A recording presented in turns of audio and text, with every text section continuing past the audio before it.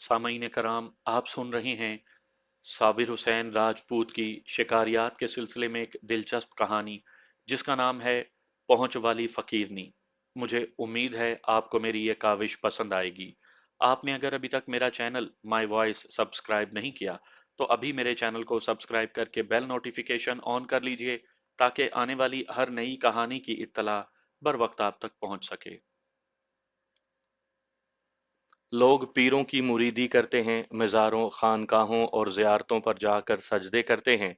मकबरों में कोई भी दफन हो, उसकी कब्र पर माथे रगड़ते हैं, कब्र की मिट्टी खाते और अपने पेट में कीड़े पैदा करते हैं। मैं देहाती होते हुए भी पीरी मुरीदी और कब्र परस्ती का कायल नहीं। मेरी अकीदत अपने गांव के कब्रिस्तान से है, जहां मेरे अपने और मेरे गांव के बुजुर्ग दफन हैं। वहां मेरे लड़कपन के वो दोस्त दफन हैं जिनकी मैं आपको कहानियां सुनाया करता हूँ। उस कब्रिस्तान में मेरी बड़ी प्यारी यादें दफन हैं। सितंबर 1965 में मेरे गांव के 6 शहीदों ने उस कब्रिस्तान को मुकद्दस बना दिया है। उन 6 कब्रों के सामने मुझे मरे हुए पीरों के मज़ार और मकबरे ऐसे लगते हैं जैसे गुलाब के पौधों के मुकाबले में कीकर के खारदार दरख्त। मैं सितंबर के महीने में जहाँ कहीं भी हूँ, अपने गांव ज़रूर जाता हूँ और उन 6 कब्रों पर फातिहा पढ़ता हूँ और उन पक्की कब्रों को धुली हुई चादर से साफ करता हूँ। मेरा सीना जो बुढ़ापे से सुकड़ आया है, उन कब्रों को देखकर फख्र से फैल जाता है। मैं जवान हो जाता हूँ। हर सितंबर में इरादा करता हूँ कि आपको एक कहानी सुनाऊंगा, लेकिन हर बार इरादा टूट जाता है। अब वो कहानी सुनाता हूँ। 5 महीने गुजरे, वो पागल माँ मर गई है जिसकी ये कहानी है। वो या अली के नारे लगाती दुनिया से उठ गई है। मेरे साथ आधी सदी से ज्यादा पीछे चलें, जब मैं नौजवान हुआ करता था। हमारे गांव का एक नौजवान था, नाम खुशहाल था और खुशा कहलाता था। अमीर बाप का बेटा था। बाप सूबेदार मेजरी पर पेंशन आया था। हमारे इलाके की ज़मीनें बारानी हैं, यानी हमारी काश्तकारी बारिशों के रहमो करम पर है। खुशे के बाप को अंग्रेज़ों ने नहरी इलाके में 2 मुरब्बा अराजी अता की थी। अपने गांव के इर्द गिर्द भी उसकी बहुत ज़मीन थी। खुशा हमारी शिकारी पार्टी में शामिल नहीं था। वो कबड्डी, घुड़सवारी और नेज़ेबाजी का शौकीन था। बड़ा ही खूबसूरत जवान निकला था। एक बार वो अपने नहरी मुरब्बों पर गया, वापस आया तो उसके साथ एक ऐसी नस्ल का कुत्ता था जो नस्ल हमने पहले कभी नहीं देखी थी। ये गालिबन बूली और बुल्टीरियर की मिली जुली क्रॉस ब्रीड नस्ल थी। खुशे को ये कुत्ता उसके बाप के एक दोस्त ने, जो नहरी इलाके का रहने वाला था, तोहफे में दिया था। ये बड़ा ही कीमती तोहफा था। खुशे ने हमें कहा कि वो किसी रोज हमारे साथ शिकार पर जाएगा। हमने उसे कहा कि वो सिर्फ इसलिए शिकार पर जाना चाहता है कि उसके पास एक कुत्ता आ गया है। लेकिन शिकार कबड्डी और घुड़सवारी नहीं, कुत्तों के साथ कुत्तों की तरह दौड़ना पड़ता है। वो जमाना रंगारंग लिबास का नहीं, जिस्म के पट्ठों का जमाना था। उस जवान को हर कोई पसंद करता था जिसके पट्ठे यानी मसल्स बने हुए हों। आजकल रजाइयों के कपड़ों जैसे बड़े बड़े फूलों वाले कपड़ों की बुशर्टें और कमीजें पहनकर नौजवान उल्लू के पट्ठे बन जाते हैं। हमारी जवानी में जिस्म के पट्टे वर्जिश, मेहनत और भाग दौड़ से बनाए जाते थे। उन्हीं पट्टों की कदर थी। इस लिहाज से खुशा दिलकश जवान था। कहता था कि उसे एक बार साथ ले चलें तो सबको पता चलेगा कि वो कुत्तों के साथ कुत्तों की तरह दौड़ सकता है या नहीं। 2-3 दिनों बाद हमने सिर्फ उसकी खातिर शिकार का प्रोग्राम बना लिया। पौ फटने से पहले हम सब गांव से निकल गए। सुबह की सफेदी जाहिर होने लगी तो हम गांव से तकरीबन 3 मील दूर चले गए। अगर इलाका मैदानी होता तो हम बहुत दूर जा चुके थे। खडनालों और घाटियों ने हमें तेज नहीं चलने दिया। कुत्ते जंजीरों में थे और जंजीरें मालकों के हाथों में थीं। जब तक सुबह नहीं हुई थी, हम कुत्तों में बेचैनी देख रहे थे। हम जानते थे कि वो अपने साथ एक अजनबी कुत्ते की मौजूदगी महसूस कर रहे हैं। रोशनी होते ही कुत्तों ने अजनबी कुत्ते को देख लिया। ये खुशे का कुत्ता था। अगर वो मामूली सा कुत्ता होता तो हमारे कुत्ते उसकी तरफ देखना भी गवारा ना करते। लेकिन खुशे का कुत्ता कुत्तों की दुनिया का शहजादा लगता था। खुशे ने उसे एक रोज पहले नहलाया था और वो खूबसूरत भी था। सबसे पहले हमारे कुत्तों की टीम के लीडर, हमारे दोस्त अफजल के बूली ने खुशे के कुत्ते की तरफ जाने की कोशिश की। ये हमारा सबसे ज्यादा खूनखार कुत्ता था। अपनी ताकत और खूनखारी के जोर पर टीम की लीडरी के लिए बिला मुकाबला मुंतखब हुआ था। जब कभी टीम में कोई नया कुत्ता आता था तो बूली पहली झड़प में ही उसे ज़हन नशीन करवा देता था। کہ यहाँ उसकी हकूमत है और वो लीडरी का ख्याल दिल से निकाल दे। मिसल मशहूर है कि कुत्ता कुत्ते का वैरी होता है, लेकिन कुत्ते की नफ्सियात दरअसल ये होती है कि वो दूसरे कुत्तों पर अपनी लीडरी या बरतरी मुसल्लत करने की कोशिश करता है। उस रोज खुशे के कुत्ते को देखकर जब बूली गुर्रा कर उसकी तरफ बढ़ा, तो अफजल ने उसकी जंजीर खींच ली। दूसरे कुत्तों ने अपने लीडर को गुर्राते और हाकिमाना बुफ करते देखा, तो सब कुत्ते ने खुशे के कुत्ते की तरफ देखा और गुर्राने लगे। हम इस सूरत हाल के लिए तैयार थे। हम जानते थे कि यूं होगा। कुत्ते जमहूरियत पसंद नहीं होते। ये लीडरी और इक्तदार का मामला था। हम नहीं चाहते थे कि कुत्तों को जब शिकार के पीछे छोड़ें तो वो आपस में इक्तदार की जंग शुरू कर दें। शिकार से पहले फैसला ज़रूरी था। हमने इस ख्याल से कि तमाम कुत्ते खुशे के कुत्ते से मानूस हो जाएं, कुत्तों के पटों से जंजीरें अलग कर दीं।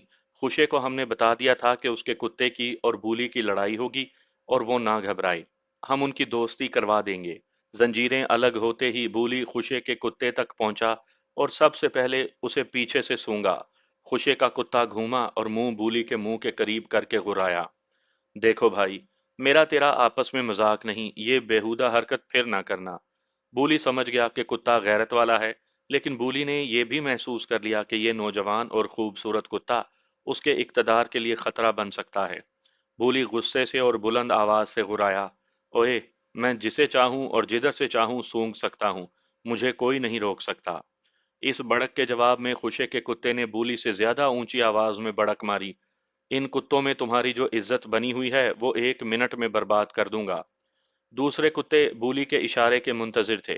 वो बूली के खुशामदी और हाशिया बरदार थे। वो सब खुशे के कुत्ते पर गुरा रहे थे। खुशे के कुत्ते की नजरें बूली पर जमी हुई थी। वो दूसरे कुत्तों की तरफ देख भी नहीं रहा था। वो गालिबन जानता था कि इन खुशामदियों का क्या है। लीडरी मेरे हाथ में आ गई तो ये मेरे इशारों पर नाचा करेंगे। हमें ये यकीन था कि बूली खुशे के कुत्ते का बुरा हाल कर देगा। नक्शे अमन के खतरे के पेश नज़र हम दरमियान में आ गए। हम कुत्तों की दोस्ती कराने के तरीके जान चुके थे। खुशे को अभी इन तरीकों से वाकफियत नहीं थी। हमारे एक दोस्त ने खुशे के कुत्ते के पास बैठकर बाजू उसके गिर्द लपेट दिया। अफजल ने अपने बूली को उसी तरह पकड़ लिया। दोनों ने कुत्तों के साथ प्यार किया। उन्हें एक दूसरे के करीब करके उनके सरों पर हाथ फेरे और दोनों की दोस्ती करा दी।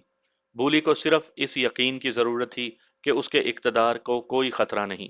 अफजल की थपकियों ने उसे यकीन दिला दिया। कुत्तों के सियासी नजरियात और अकीदे कुछ और होते हैं। उनके यहाँ अवाम ताकत का सर चश्मा नहीं होते, बल्कि अवाम ऐसा सर चश्मा होते हैं जिस पर कोई ना कोई अपनी ताकत से कब्जा किए रखता है।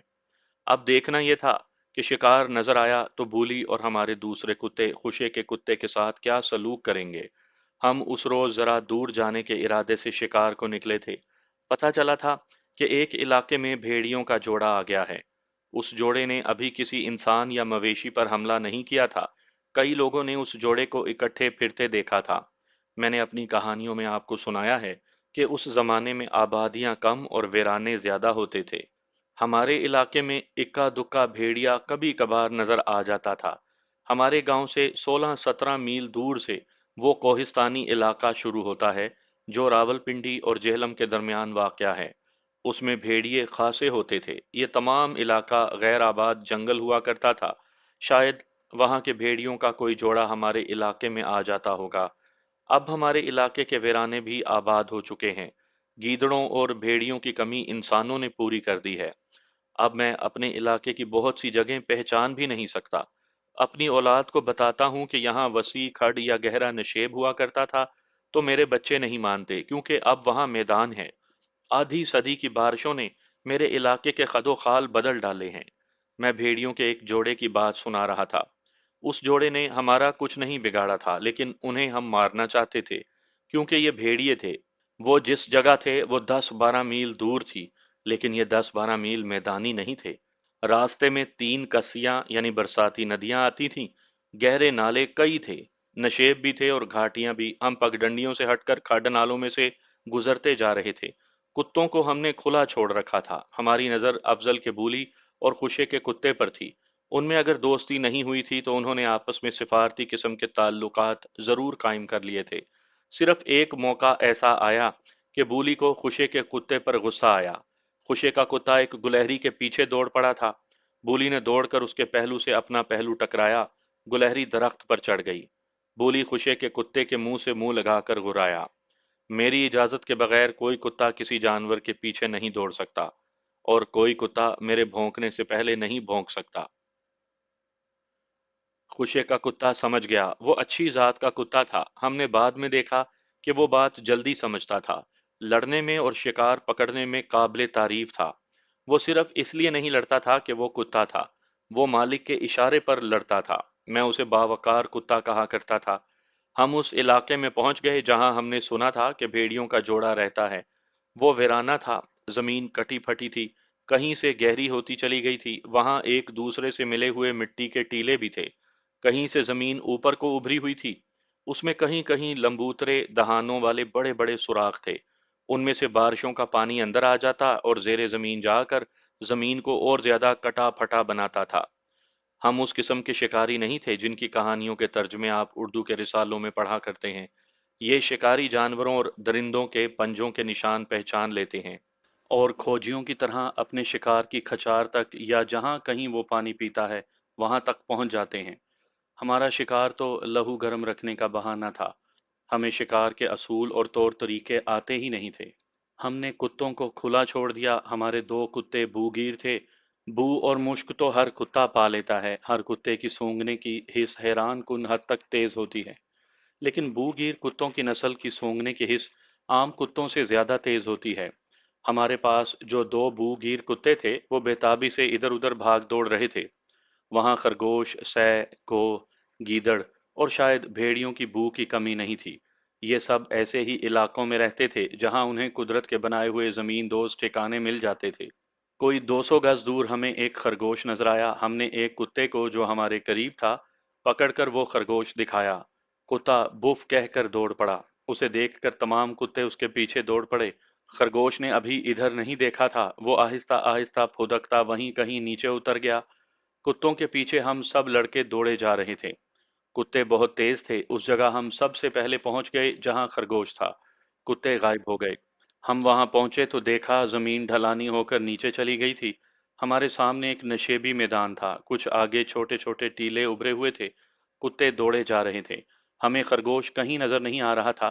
टीले की ओट से खरगोश निकला। वो इस तरह भाग रहा था कि दौड़ता भी था और उड़ता भी था। वो कुत्तों का रास्ता काट गया।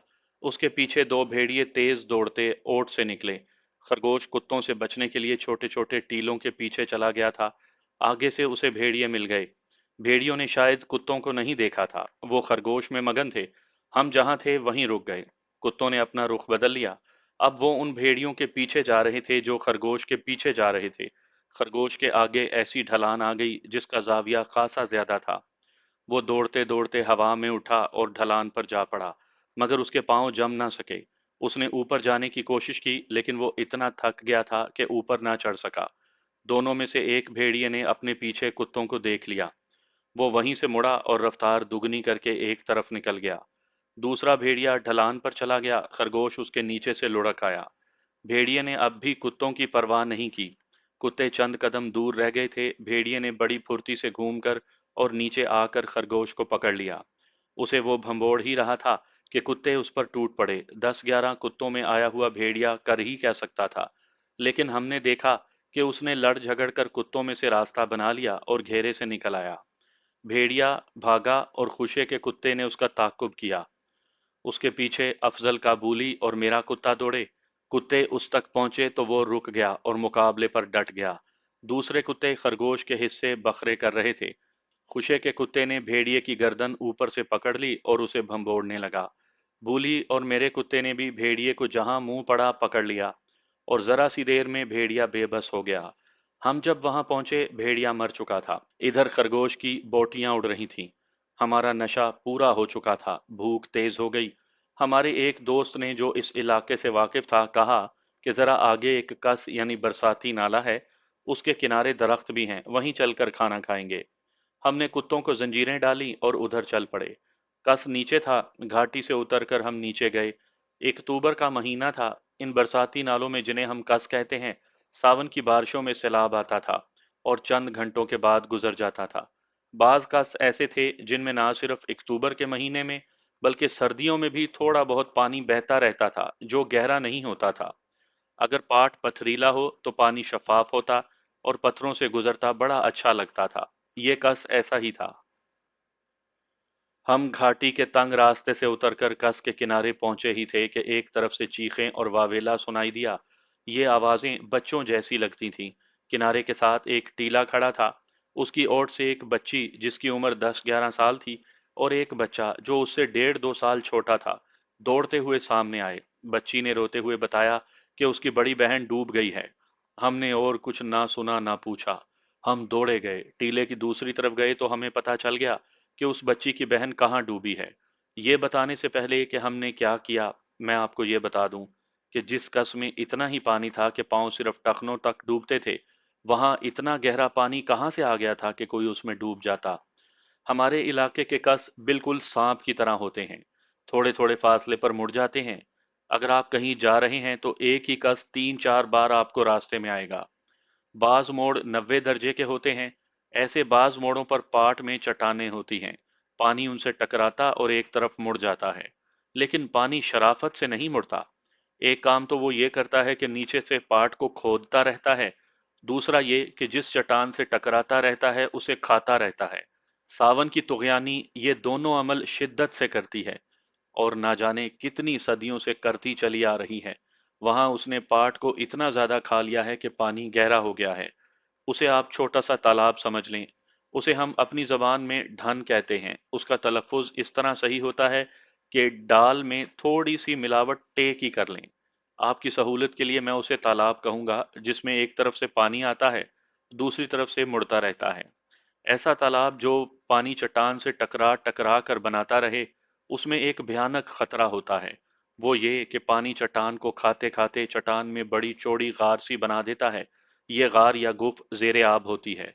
इस खतरे से जो वाकिफ नहीं होते वो डुबकी लगाकर तैरते हैं और उस गार के अंदर जा पहुंचते हैं। वो जब पानी से उभरते हैं तो सर गार की छत के साथ इतनी जोर से लगता है कि चक्कर आ जाता है। अगर वो किस्मत वाला हो तो ये महज इत्तफाक होता है कि बाहर आ जाता है, वरना अंदर ही मर जाता है और उसकी लाश बहुत दिनों के बाद बाहर आती है। हमें जब बच्ची ने बताया कि उसकी बहन डूब गई है तो मैंने सिर्फ तालाब को देखा जो मोड़ पर बन गया था। वहां से एक चट्टान पानी का रास्ता 90 दर्जे पर मोड़ती थी। अभी हमने कुछ करने के बारे में सोचा भी न था कि खुशा कपड़ों समेत पानी में कूद गया। वो पानी से उभरा और बुलंद आवाज से उसने कहा, कोई और पानी में ना आए। और उसने फिर डुबकी लगा दी। अब कि वो ज्यादा देर पानी में रहा, वो कबड्डी का मशहूर खिलाड़ी था। उस जमाने में कबड्डी सांस रोक कर खेली जाती थी। कबड्डी के खिलाड़ियों में सांस रोकने की ताकत खासी ज्यादा होती थी। खुशा बड़ा ही तनोमंद जवान था और कबड्डी का खिलाड़ी भी। वो हमसे कहीं ज्यादा देर तक सांस रोक सकता था। वो जब डुबकी से ना उभरा तो हम परेशान होने लगे।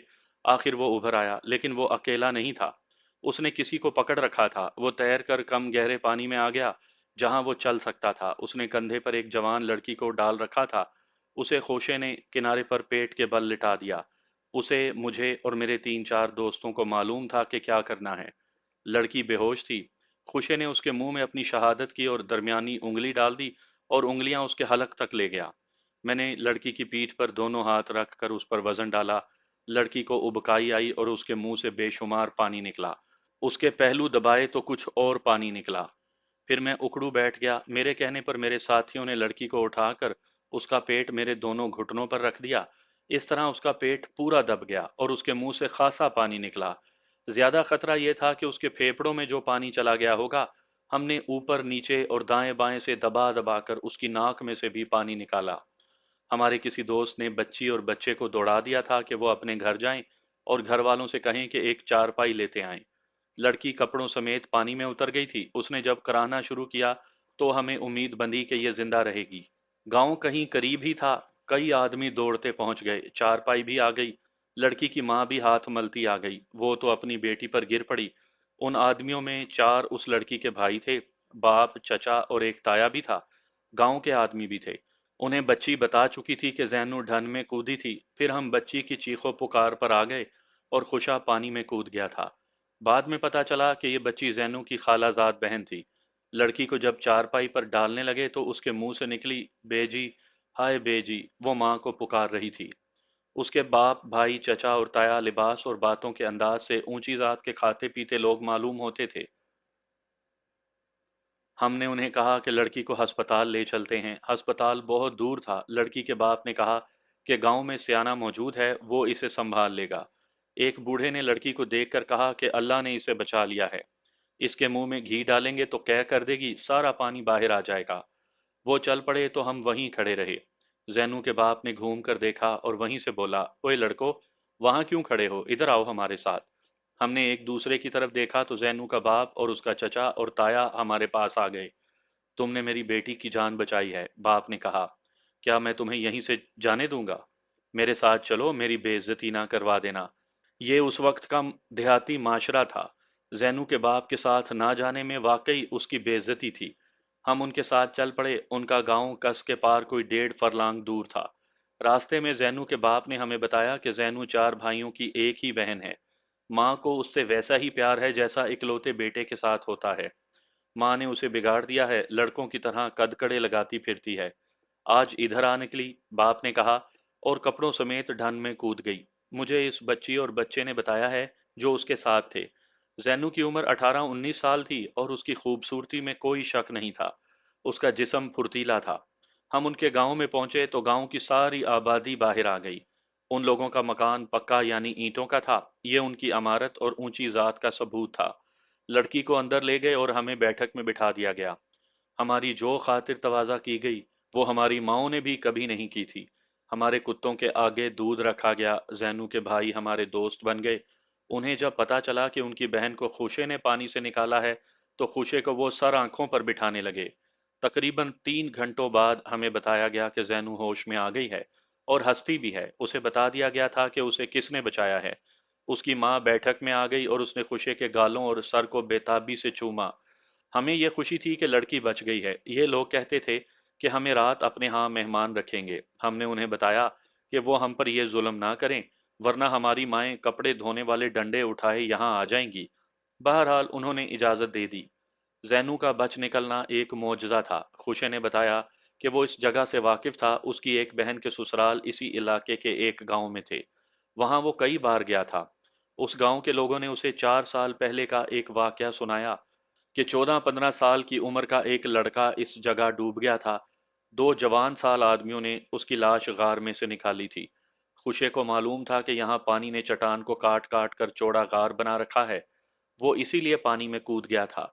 उसने बताया कि वो पानी में डुबकी लगाकर आगे गया तो हमें खबरदार करने के लिए उभर आया कि हम में से कोई पानी में ना उतरे।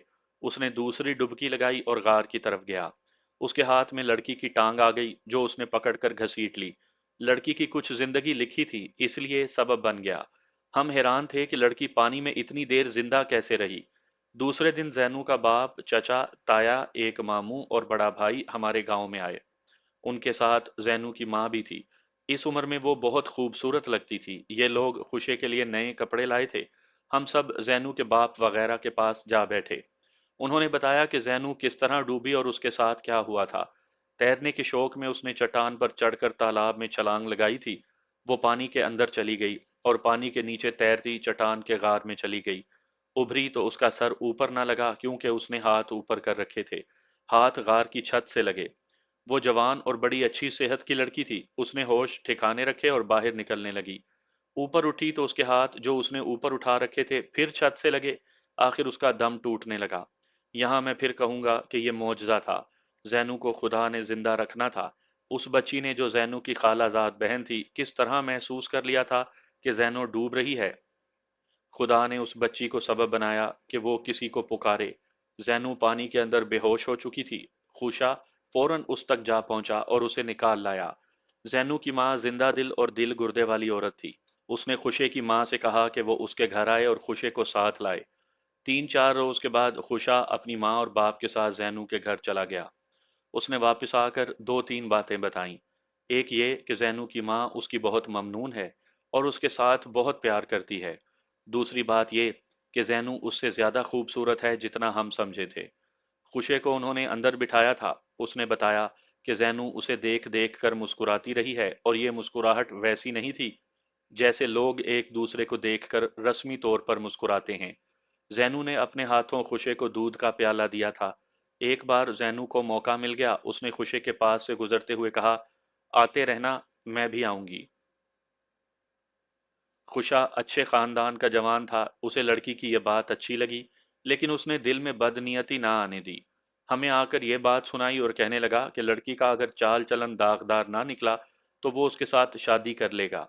چال چلن پر شبہ اس لیے تھا کہ لڑکی کے باپ نے کہا تھا کہ وہ کھیلنے کودنے کی شوقین ہے اور خوش طبع ہے۔ 7 8 روز کے بعد زینو، اس کی ماں اور قریبی رشتہ دار کی 2 عورتیں ہمارے گاؤں خوشے کے گھر آئیں۔ میں نے زینو کو بڑی بری حالت میں دیکھا تھا۔ اسے جب پانی سے نکالا گیا تھا اس کا رنگ زرد تھا اور وہ بے ہوش تھی۔ اس حالت میں بھی پتہ چلتا تھا کہ وہ خوبصورت ہے، لیکن وہ ہمارے گاؤں میں آئی تو پتہ چلا کہ اس کے حسن کا اور اس کے جسم کی دلکشی کا جواب نہیں۔ اس کے ہونٹوں پر ہلکی ہلکی مسکراہٹ تھی۔ زینو کی ماں تو خوشے پر فریفتہ ہو گئی تھی، وہ کہتی تھی کہ اسے زینو سے جو پیار ہے وہ اپنے چاروں بیٹوں سے نہیں۔ اس نے خوشے سے کہا تھا، تم نے زینو کو نہیں مجھے ڈوبنے سے بچایا ہے۔ خوشے اور زینو نے ایک آدھ منٹ کے لیے تنہائی میں بات کرنے کا موقع پیدا کر لیا، پھر انہوں نے ملاقات کی ایک جگہ مقرر کر لی۔ یہ ایک خانقاہ تھی جو ہمارے اور زینو کے گاؤں سے برابر فاصلے پر تھی۔ زینو وہاں جاتی رہتی تھی، اس کے گاؤں کے چوکیدار کی بیوی اس کے ساتھ ہوتی تھی۔ اگلی جمعرات کو خوشا اور زینو خانقاہ پر ملے۔ دونوں نے چوکیدار کی بیوی کو پیسے دے کر اس کا منہ بند کر دیا۔ اس ملاقات میں خوشے نے زینو سے کہا کہ وہ پاک محبت لے کر آیا ہے اور پاک محبت چاہتا ہے۔ خوشے نے اسے یہ بھی کہا کہ وہ اس کے ساتھ شادی کرے گا۔ زینو کی آنکھوں میں آنسو آ گئے، اس نے کہا، میری منگنی ہو چکی ہے، منگنی نہیں ٹوٹ سکے گی۔ خوشے کو بہت صدمہ ہوا، کچھ دیر خاموش رہ کر اس نے کہا، تم نے دیکھا ہے کہ تمہاری بیجی مجھے کتنا زیادہ پیار کرتی ہے، میں اسے کہوں گا، تم بھی اسے کہنا، شاید مان جائے۔ تم جانتے نہیں ہو خوشے، منگنی توڑنے کا نتیجہ کیا ہوگا، زینو نے کہا، مردوں کے سر کھل جائیں گے۔ زینو نے ٹھیک کہا تھا، ہمارے ہاں لڑکے والوں کو کسی لڑکے کے رشتے سے جواب مل جائے تو خونی دشمنی شروع ہو جاتی ہے۔ لڑکی والے منگنی توڑ دیں تو لڑکے والے مرنے مارنے پر اتر آتے ہیں۔ ہمارے وقتوں میں خون خرابہ ہو جایا کرتا تھا۔ اگر میں آپ کو صرف عشق و محبت کی کہانی سنا رہا ہوتا تو خوشے اور زینو کی رومانی باتیں پوری تفصیل سے سناتا۔ میری کہانی کچھ اور ہے۔ خوشے اور زینو کی محبت کے متعلق میں اتنا ہی بتانا کافی سمجھوں گا کہ خوشا رات کو کبھی کبھی اتنا زیادہ فاصلہ طے کر کے زینو کے گاؤں کے باہر پہنچ جاتا اور زینو وہاں آ جاتی۔ خوشا زینو کے گاؤں سے اس کے چال چلن کی رپورٹ لے چکا تھا۔ زینو اخلاق اور چال چلن کی بڑی پکی اور بالکل پاک صاف تھی۔ ایک بار خوشے نے اسے کہا تھا کہ ان کی شادی نہیں ہو سکتی، چلو بھاگ چلیں۔ یہ ارادہ دماغ سے نکال دو، زینو نے اسے جواب دیا۔ میں زہر کھا کر قبر میں اتر جاؤں گی، اپنے خاندان اور اپنے باپ کے منہ پر کالک نہیں ملوں گی۔ خوشے کی ماں اور زینو کی ماں کی دوستی پکی ہو گئی تھی، وہ ایک دوسرے کے ہاں آتی جاتی رہتی تھی۔ خالہ، ایک روز جب زینو کی ماں خوشے کے گھر آئی ہوئی تھی، خوشے نے اسے کہا، کیا تمہارا پیار اور کیا تمہاری دلیری، تم نے مجھے بیٹا بنایا ہے اور میں نے تمہیں ماں کہا ہے، میری دلی مراد پوری کر دو۔ زینو کی ماں بچی نہیں تھی، سمجھ گئی۔ اس نے خوشے کو اس کی ماں کی موجودگی میں بتایا کہ وہ زینو کی منگنی کر چکی ہے، جو توڑی تو فساد ہو جائے گا۔ خوشے نے ایسی جذباتی باتیں کی کہ اس کے آنسو نکل آئے اور زینو کی ماں نے اسے گلے لگا لیا۔ تمہاری بیٹی کو پانی کی جس گف سے نکالا تھا میں اسی گف میں ڈوب مروں گا، خوشے نے کہا۔ میرا دل نہ توڑو، منگنی توڑ دو، ہم سنبھال لیں گے۔ زینو کی ماں نے آہ بھری اور بولی، زینو میرے ساتھ ایسی ہی باتیں کر چکی ہے، میری تو بھوک اور نیند ماری گئی ہے۔ خوشے نے ہمیں بتایا کہ بولتے بولتے زینو کی ماں چپ ہو گئی، ایسے لگتا تھا جیسے اب نہیں بولے گی۔ ذرا دیر چپ رہ کر اس نے سر کو زور سے ادھر ادھر ہلایا اور جوش سے بولی، خوشے پتر، تم نے کہا ہے کیا تمہارا پیار اور کیا تمہاری دلیری، اب دیکھ لینا میرا پیار بھی اور میری دلیری بھی۔ زینو کی ماں معمولی عورت نہیں تھی، اس نے اس لڑکے کے خاندان کو جس کے ساتھ زینو کی منگنی ہو چکی تھی ایک ناٹک کھیل کر بدنام کر دیا۔ خود ہی ایک بات پیدا کر لی، اپنے گاؤں کی ایک بڑی چالاک میراسن کو پیسے اور کپڑے دے کر بتایا کہ اسے کیا کرنا ہے۔ میراسن نے زینو کے منگیتر کو ایک بڑی خوبصورت ہندو لڑکی کی جھلک دکھا کر اپنے جال میں پھانسا اور زینو کی ماں نے میراسن کی اطلاع پر زینو کے منگیتر کو عین موقع پر پکڑوا دیا۔ گاؤں میں اچھا خاصا ہنگامہ ہوا۔ اس کے نتیجے میں زینو کے باپ نے منگنی توڑ دی۔ لڑکے والوں نے دھمکی دی کہ زینو کی ڈولی اور کہیں نہیں جائے گی और वो लोग बारात पर बारात लाएंगे। आपने ये तमाशा पहले कभी सुना होगा, मैंने अपनी जिंदगी में 3 बार ये तमाशा देखा है। लड़की वालों ने मंगनी तोड़ दी और लड़की का रिश्ता किसी और को दे दिया। बारात आई और साबिक मंगेतर के लवाहकीन भी लाठियों और कुल्हाड़ियों से मुसल्ला होकर बारात ले आए। ऐसे 2 मौकों पर डांग सोटा चला और पुलिस ने आकर सुलह सफाई करवाई, और एक मौके पर पुलिस वाले पहले ही पहुंच गए और जाली बारात को वापस किया। ऐसे वाकयात शायद अब भी देहात में होते होंगे। बनाए हुए प्रोग्राम के मुताबिक उधर मंगनी टूटी, इधर खुशे की माँ, मेरी माँ और मेरे एक और दोस्त की माँ को साथ लेकर जैनू का रिश्ता मांगने चली गई। रिश्ता तय हो गया। जैनू का बाप और भाई पहले ही खुशे को दिल से पसंद करते थे।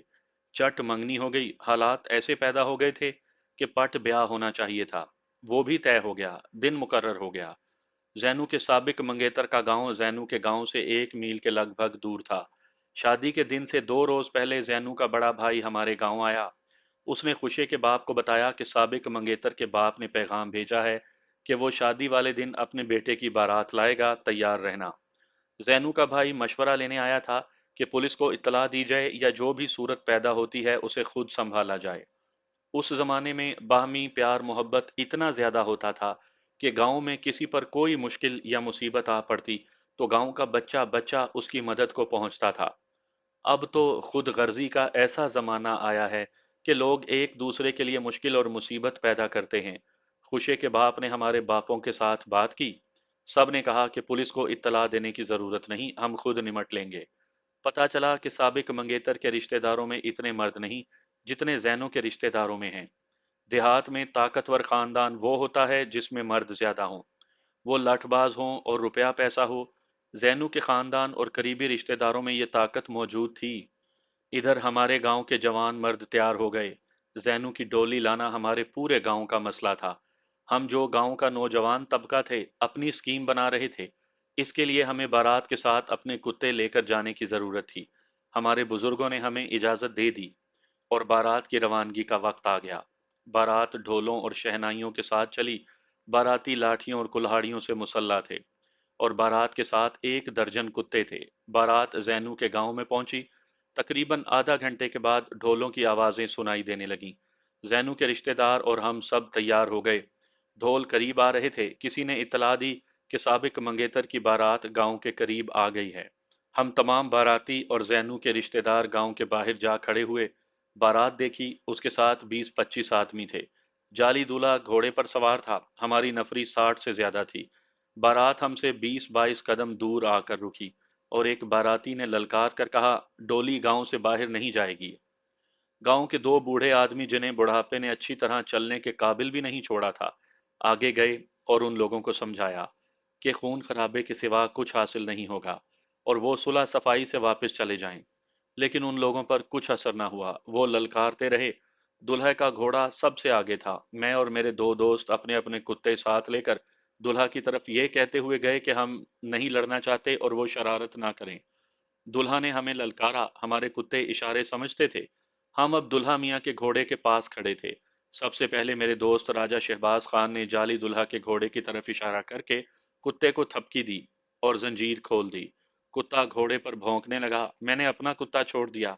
मेरे दूसरे दोस्त ने अपने कुत्ते की जंजीर खोल दी। 3 कुत्ते घोड़े के इर्द गिर्द दौड़ने और भौंकने लगे। घोड़ा बिदका।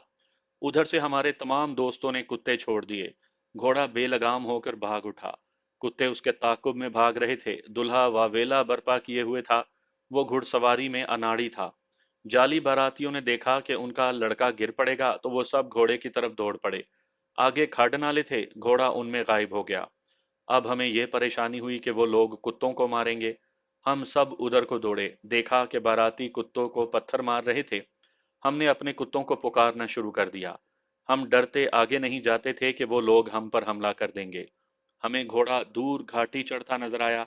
कुत्ते उसके पीछे नहीं थे। बारात कुत्तों के पीछे बिखर गई थी। हमारे पीछे पीछे हमारे तमाम आदमी और गांव के आदमी आ गए। हमने बड़ी मुश्किल से कुत्तों को पीछे बुलाया और गांव में आए। सबसे पहले निकाह पढ़ाया गया। गांव वालों ने अपने बहुत से आदमी गांव के बाहर खड़े कर दिए थे। उस वक्त के रिवाज के मुताबिक बारात को रात भर के लिए रुकना था। रात को भी गांव के इर्द गिर्द पहरा रहा और अगली सुबह हम जैनू की डोली लेकर अपने गांव आ गए। हमारे कुत्तों ने जैनू के साबिक मंगेतर की बारात को ऐसे तरीके से रुखसत किया था कि उन लोगों को फिर इधर आने की जुर्रत ना हुई। फिर जैनू हमारे गांव की रौनक और गांव की इज्जत बनकर रही। खुशा हमारी शिकारी टीम का बाकायदा मेंबर बन गया। चंद एक दिलचस्प और खौफनाक वाकयात हुए, ये फिर कभी सुनाऊंगा। एक बात पर हम उस वक्त हंसा करते थे, अब वो बात याद आती है तो आंसू निकल आते हैं। जैनू खुशे को शिकार पर जाने से रोका करती थी। वो जैनू को टाल देता था। जैनू थक हार कर उसे हर बार कहा करती थी, अच्छा फिर उस ढन की तरफ ना जाना। तमाम उम्र जैनू पर डूबने का खौफ तारी रहा। फिर उनके बच्चे पैदा होने लगे। सबसे पहले लड़का पैदा हुआ जिसका नाम अब्दुल कद्दूस रखा गया। खुशे के बाप ने, जो रिटायर्ड सूबेदार मेजर था, कहा कि यह बच्चा फौज में जाएगा और सूबेदार मेजरी पेंशन आएगा। दादा ने दरअसल खुशी का इजहार किया था। पाकिस्तान की फौज में आज भी पोठोहारियों की अक्सरियत है। उस जमाने में तो देहात का हर जवान, खा वो कितनी ही अमीर बाप का बेटा हो, फौज में जाया करता था। मैं जंग अजीम दोम के वक्त की बात कर रहा हूँ। अब्दुल कदूस जंग के दौरान पैदा हुआ था। बच्चा अपनी माँ और अपने बाप की तरह खूबसूरत था। जैनू ने दो लड़कियों को जन्म दिया जिनमें से सिर्फ एक जिंदा रही। वक्त गुजरता चला गया। कदूस अपने बाप की तरह निकल आया और जवानी में आकर अपने बाप की तस्वीर बन गया। वो जब 18 साल का हुआ तो फौज में भर्ती हो गया। अब फौज अंग्रेज की नहीं, पाकिस्तान की अपनी फौज थी। हमारे लड़के उछलते कूदते भर्ती होने जाते थे। हमारे इलाके के लोगों के दिमागों पर कश्मीर सवार था। बड़ों की चंडाल चौकड़ियों में कश्मीर का जिक्र उसी तरह होता था जिस तरह पहली जंग अजीम में हम लोग तुर्कों का नाम अकीदत और एहतराम से लेते थे। मैं उस वक्त छोटा था। कुछ कुछ याद है कि हमारे गांव के लोग तुर्की जाने और अंग्रेजों के खिलाफ लड़ने की बातें करते थे। इसी तरह हम पाकिस्तान बनने के बाद कश्मीर बजोरे शमशीर की जोशीली और जज्बाती बातें किया करते थे। अब हम अपने लड़कों को फौज में भेजकर फख्र महसूस किया करते थे। हमारी जवानी पीछे कहीं रह गई थी। हमारा शिकार बड़ी दिलचस्प, बड़ी प्यारी और कई दर्दनाक यादों का मजमुआ बन गया था, जो हम जवानी के यार दोस्त एक दूसरे को सुनाते और सुनते रहते थे। 1965 का साल आ गया। खुशे और जैनू का बेटा अब्दुल कद्दूस लांस नाइक बन चुका था। खुशे का बाप कभी का मर चुका था। हादसा ये हुआ कि खुशा भी मर गया।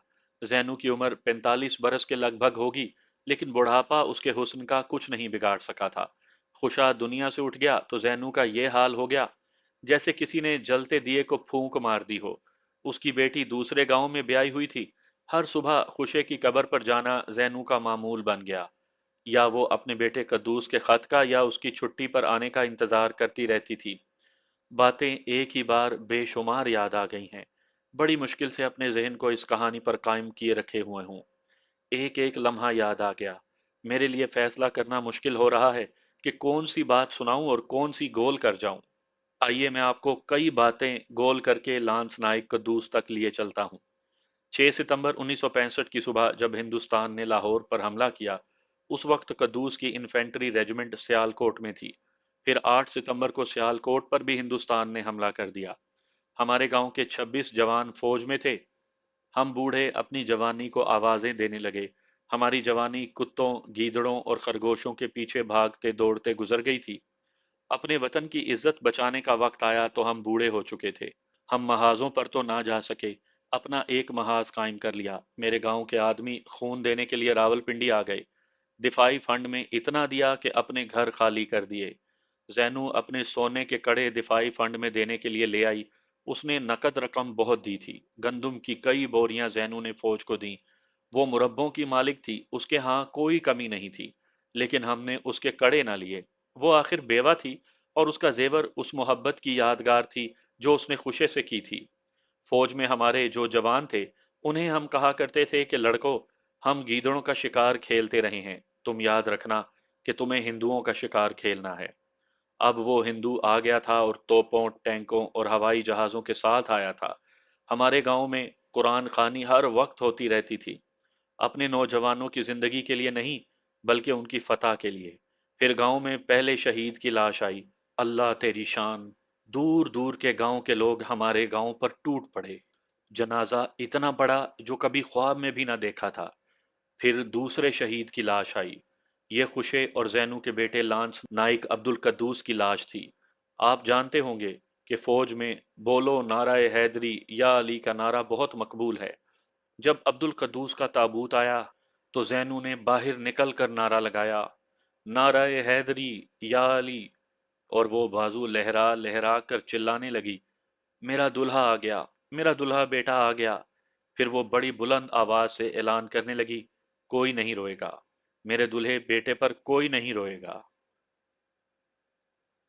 یہ حقیقت ہے کہ زینو کی آنکھ میں کسی نے آنسو تک نہ دیکھا، لیکن وہ بیٹھے بیٹھے نعرہ لگاتی، نعرہ حیدری یا علی، اس کا دلہا بیٹا دفن ہو گیا۔ اب وہ آدھا دن قبرستان میں اپنے خامند اور اپنے بیٹے کی قبروں پر گزارنے لگی۔ ہم خوشے کے جوانی کے دوست تھے، زینو کے پاس جا بیٹھتے اور خوشے کی باتیں کیا کرتے۔ وہ بہت خوش ہوتی، اپنے ڈوبنے کا اور خوشے کی ہمت سے بچ نکلنے کا واقعہ وہ ہمیں یوں سنایا کرتی جیسے ہم پہلی بار سن رہے ہوں۔ وہ اپنے بیٹے کی شہادت کا واقعہ سننے کو بےتاب تھی، لیکن اس کے بیٹے کا کوئی ساتھی چھٹی نہیں آیا تھا۔ ہمارے گاؤں کے 6 جوان شہید ہوئے۔ ریڈیو پر اعلان تاشکند سنا تو ہمارے گاؤں میں ماتم کی فضا پیدا ہو گئی۔ ہمارے گاؤں میں ایک کمہار ہوا کرتا تھا، 10 سال گزرے، مر چکا ہے۔ اس نے سنا کہ ہندوستان کے ساتھ صلح صفائی ہو گئی ہے اور فوجیں واپس آ رہی ہیں، تو اس نے کہا، آج ہمارے شہید بیٹے مر گئے ہیں۔ یہ سوال تو ہر کسی سے پوچھا، کشمیر کا کیا بنا؟ جواب کسی کے پاس بھی نہیں تھا۔ جب فوجیں واپس آئیں تو فوجیوں کو چھٹیاں ملنے لگیں۔ عبد القدوس شہید کی رجمنٹ کے 2 ساتھی چھٹی آئے۔ انہوں نے قدوس شہید کی شہادت کا واقعہ اس طرح سنایا کہ سیالکوٹ سیکٹر میں ٹینکوں کی جنگ ہوئی تھی، جس کے لیے چونڈا مشہور ہوا۔ میں چونکہ فوجی نہیں ہوں، اس لیے آپ کو یہ واقعہ فوجی زبان میں نہیں سنا سکوں گا۔ میری سمجھ میں جس طرح آئی تھی اسی طرح سنا دیتا ہوں۔ پاکستان کی آرمی میں ٹینک بہت کم تھے۔ اسی کمی کو پورا کرنے کے لیے پاکستان آرمی نے ٹینک شکار پارٹیاں بنا لی تھی۔ اسے فوجی زبان میں ٹینک ہنٹنگ پارٹی کہا کرتے تھے۔ رات کو ٹینک نہیں لڑ سکتے، شام کے بعد انہیں انفینٹری کے اگلے مورچوں سے پیچھے لے جاتے ہیں جہاں ٹینک محفوظ رہتے ہیں اور ان میں پیٹرول اور ایمونیشن ڈالا جاتا ہے۔ رات کو ٹینک شکار پارٹیاں بھیجی جاتی ہیں جو دشمن کے مورچوں سے گزر کر یا دور کا چکر کاٹ کر پیچھے جاتی اور راکٹ لانچروں سے ٹینکوں کو تباہ کرتی ہیں۔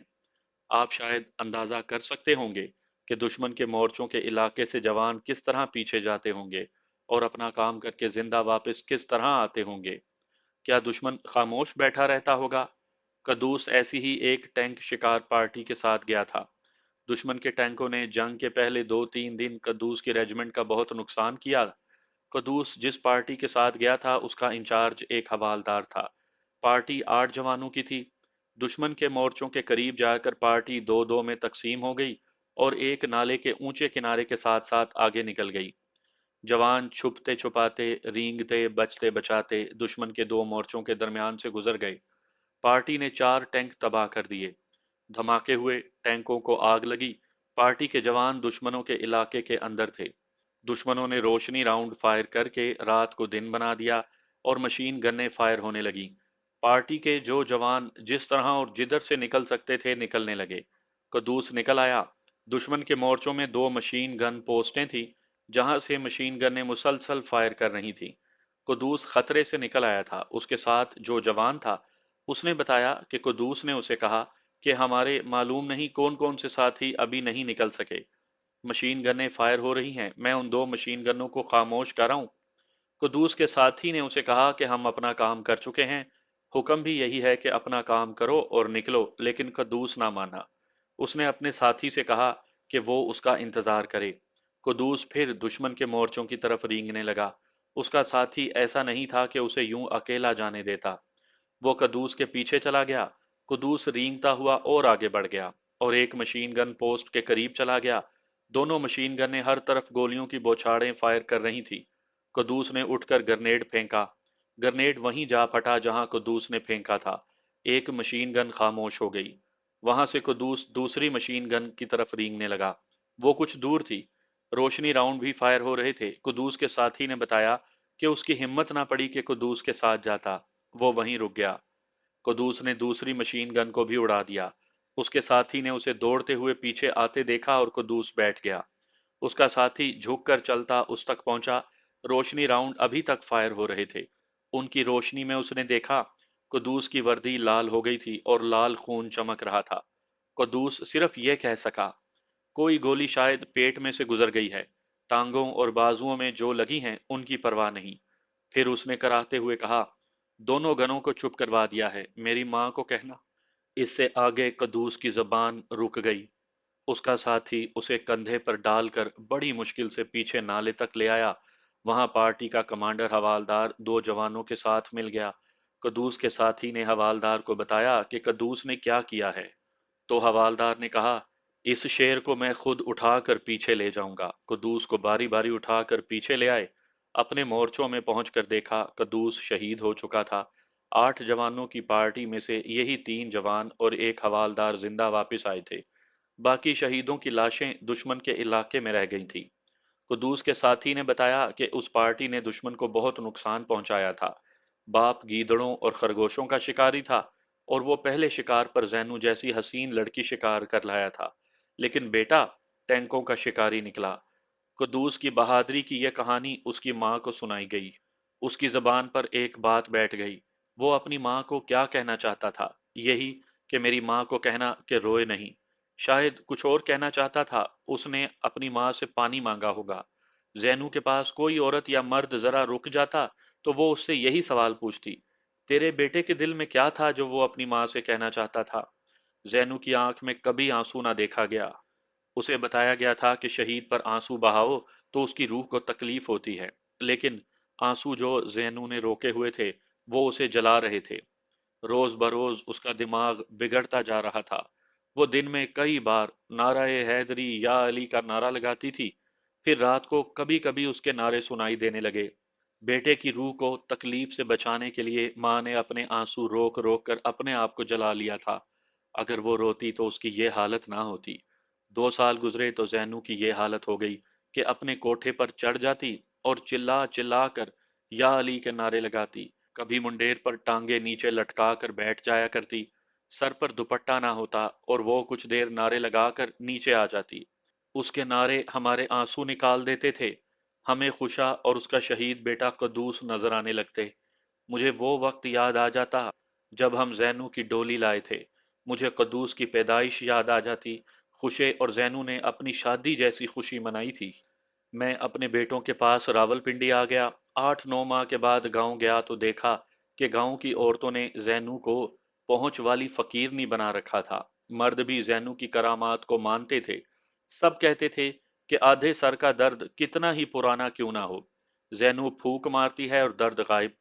ये शायद नफसियाती असर था या गांव वालों के दिलों में जैनू का तकद्दुस इतना ज्यादा और अकीदत इतनी गहरी थी कि उसकी फूक से वो अपने सर के दर्द को भूल जाते थे। मैं उसके पास गया तो वो मेरे गले लग गई और मेरा माथा चूम कर बोली, मैं आज कुदूस और खुशे से मिली थी। बाप बेटा बहुत खुश हैं, तुम्हारा पूछते थे। मैंने कहा था कि साबू आएगा तो तुम्हारे पास भेजूंगी, तुम उनके पास जाना साबू। मैं खुशे और कुद्दूस के पास गया। दोनों कब्रों पर फातिहा पढ़ी। जब वापस अपने घर आया तो जैनू के नारे सुनाई देने लगे। मैंने अपनी बीवी से कहा कि बेचारी पागल हो गई है। बीवी ने मुझे घूर कर देखा और बोली, काफरों वाली बातें ना किया करो। खुदा ने उसे करामात देकर अपने साए में बिठा लिया है। मैं आह लेकर चुप हो गया। इस साल के आगाज तक जैनू के नारे सुनता रहा। वो ज़ईफुल उम्र हो गई, लेकिन नारे लगाते वक्त उसकी आवाज में जवानी का जोश होता था। उसे लोग शायद इसलिए पहुंच वाली फकीरनी कहते थे कि उसे पागल कहने की कोई जुर्रत नहीं करता था। आखिर उसके नारे हमेशा हमेशा के लिए खामोश हो गए और उसे खुशे और कदूस शहीद के साथ दफन कर दिया गया।